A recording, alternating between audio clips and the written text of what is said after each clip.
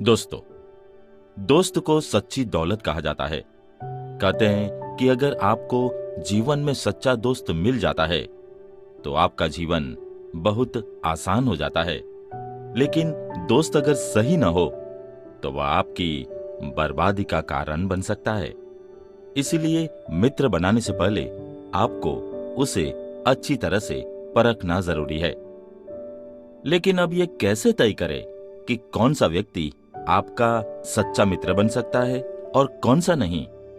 यहाँ पर आपको आचार्य चाणक्य की नीतियों से सीख लेनी चाहिए। आचार्य ने सच्चे दोस्त को लेकर तमाम बातें नीति सूत्र में बताई है, जिन्हें अपनाकर आप भी अपने लिए एक बेहतर मित्र चुन सकते हैं। आइए इसे विस्तार से समझते हैं। सही मार्ग दिखाने वाला व्यक्ति।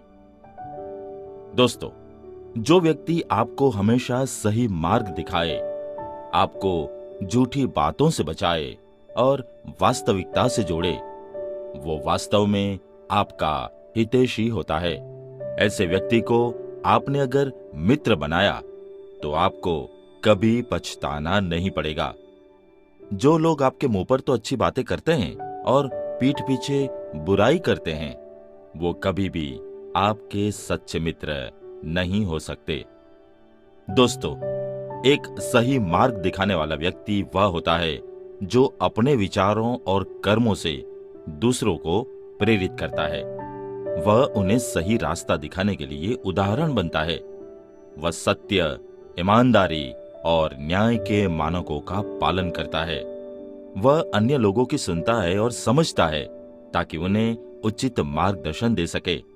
वह समस्याओं का समाधान ढूंढने में मदद करता है और लोगों को उनके पोषण और समृद्धि के लिए प्रोत्साहित करता है। एक सही मार्ग दिखाने वाला व्यक्ति न केवल अपने आप सही रास्ते पर चलता है, बल्कि दूसरों को भी उसी दिशा में प्रेरित करता है। बुरे समय में साथ देने वाला व्यक्ति। दोस्तों, जब व्यक्ति का अच्छा समय होता है तो बहुत सारे मित्र उसके आसपास होते हैं, लेकिन जब विपत्ति आती है तो ज्यादातर लोग साथ छोड़ जाते हैं। कुछ गिनती के लोग ही पास होते हैं। ऐसे समय में जो लोग आपके साथ रहते हैं वही वास्तव में आपके मित्र होते हैं। इनको अपने जीवन का सच्चा मित्र मानने में कोई हर्ज नहीं है। दोस्तों, बुरे समय में साथ देने वाला व्यक्ति वह होता है जो सहायता के लिए हमेशा उपलब्ध रहता है। वह दूसरों की दुख भरी परिस्थितियों में भी समझदारी और सहानुभूति दिखाता है। वह समस्याओं के समाधान के लिए एक समर्पित समर्थन प्रदान करता है और विश्वास दिलाता है कि उन्हें कभी अकेलापन महसूस नहीं होगा। आपकी खुशी के लिए त्याग करने वाला। दोस्तों, जो इंसान आपकी खुशी के लिए अपनी खुशी को त्याग देता है वही वास्तव में आपका करीबी होता है। उसका साथ आपको कभी नहीं छोड़ना चाहिए। ऐसे लोग आपके अच्छे बुरे समय में हमेशा आपके साथ रहते हैं। ये आपके लिए कुछ भी कर सकते हैं और आपके सही मायने में सच्चे मित्र साबित होते हैं। सज्जन पुरुष को ही मित्र बनाएं। दोस्तों, आचार्य चाणक्य के मुताबिक जीवन में संगति का इंसान पर विशेष प्रभाव होता है। इसीलिए मित्र बनाते समय इस बात का जरूर ख्याल रखें कि वो इंसान सज्जन हो। बुरा इंसान आपका कितना भी मित्र बनने की कोशिश करे, किसी न किसी दिन वह आपको धोखा दे ही देगा। साथ ही वह आपके आचरण को भी खराब कर देता है। दोस्तों, सज्जन पुरुष मित्रता के आदर्शों को जीवन में अपनाता है और अपने वचनों को पूरा करने के लिए प्रतिबद्ध रहता है। एक सच्चा मित्र आपकी समस्याओं को सुनेगा और समझेगा, आपके उद्धार और समृद्धि के लिए प्रोत्साहन और सहायता प्रदान करेगा। वह आपके साथ आपकी प्रगति और विकास के लिए खड़ा रहेगा और आपकी मानसिक और आध्यात्मिक उन्नति में आपका समर्थन करेगा। सज्जन पुरुष में विश्वास रखें और आप एक दृढ़ मित्रता की अनुभूति करेंगे जो आपके जीवन भर चलेगी। आइए इसके अनुसंधान में एक छोटी सी कहानी सुनते हैं। कई हजार वर्ष पहले की बात है। कृष्ण और सुदामा साथ साथ पढ़ते थे। उनमें गहरी मित्रता थी। बड़े होकर कृष्ण द्वारिका का राजकाज संभालने लगे और सुदामा अपनी गरीबी में जीते रहे। एक दिन सुदामा की पत्नी ने अपने पति से कहा, कृष्ण आपके मित्र है, वे राजा है, उन्हें धन दौलत की क्या कमी है? आप उनसे मिलते क्यों नहीं? वे आपकी गरीबी को अवश्य दूर कर देंगे। सुदामा ने कहा, हाँ, वे मेरे मित्र अवश्य है, लेकिन बाल सखा है। क्या अब वह मुझ दिन को पहचान पाएंगे? आप पहले जाए तो। मुझे पूरा विश्वास है कि वह आपको जरूर पहचान लेंगे। हाल समाचार पूछने के बाद वे आपकी भरपूर सहायता भी करेंगे। आखिर कब तक हम लोग इस टूटी फूटी झोपड़ी में गुजारा करते रहेंगे? आप एक बार जाकर अपने मित्र से मिलिए तो सही। सुदामा द्वारिका जाने के लिए तैयार होकर सोचने लगे। मित्र के घर पहली बार जा रहा हूं, खाली हाथ कैसे जाऊं? कुछ तो लेता चलूं। घर में चावल के दानों के अतिरिक्त और कुछ न था। उनकी पत्नी ने थोड़े चावल कपड़े में बांध दिए।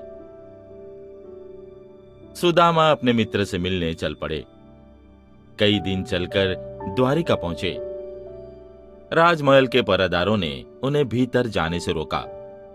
पहरेदारों ने सोचा कि धूल से भरे नंगे पांव वाला यह आदमी भला राजमहल में कैसे प्रवेश पा सकता है।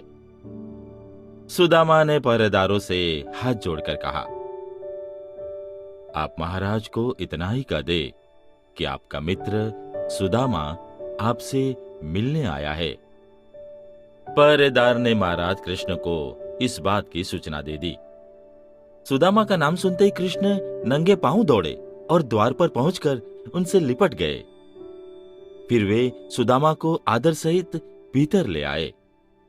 भीतर जाकर कृष्ण ने अपने मित्र को सिंहासन पर बिठाया। तभी वहां कृष्ण की पत्नी रुक्मणी आ गई। कृष्ण ने सुदामा के धीरे धीरे पांव पखारे और उनके पैरों से कांटे निकाले। कृष्ण ने सुदामा की दुर्दशा देखी तो उनकी आंखों में आंसू आ गए।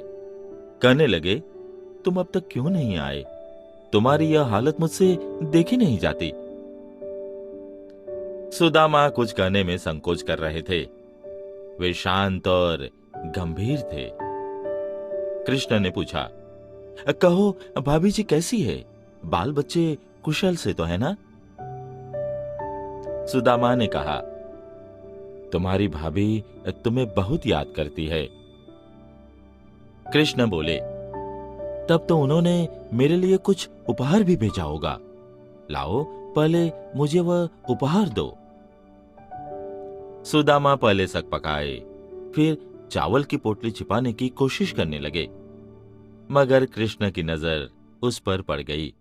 उन्होंने झट से पोटली उठा ली और उससे चावल निकालकर मुंह में डालने लगे और बोले, आ हा हा हा, कितना स्वादिष्ट है। इतना सुंदर उपहार लाकर भी तुम इसे छिपा रहे थे। रुक्मणी ने दोनों को प्रेम पूर्वक भोजन कराया। सुदामा बहुत दिनों तक कृष्ण के महल में ठहरे। पत्नी की बात याद आती पर कुछ कह नहीं पाते। कुछ दिन द्वारिका में रहने के बाद सुदामा घर के लिए विदा हुए। रास्ते में सोचते रहे, कृष्ण ने बहुत सम्मान दिया पर चलते समय कुछ दिया नहीं। उनके मन में विचार आया कि मुझे कुछ मांगना चाहिए था। बिना मांगे कौन देता है? जब सुदामा वापस घर आए तो देखा उनकी झोपड़ी महल में बदल गई है और उनकी गरीबी समाप्त हो गई है। वे समझ गए कि ये सब उनके मित्र की कृपा से ही हुआ है।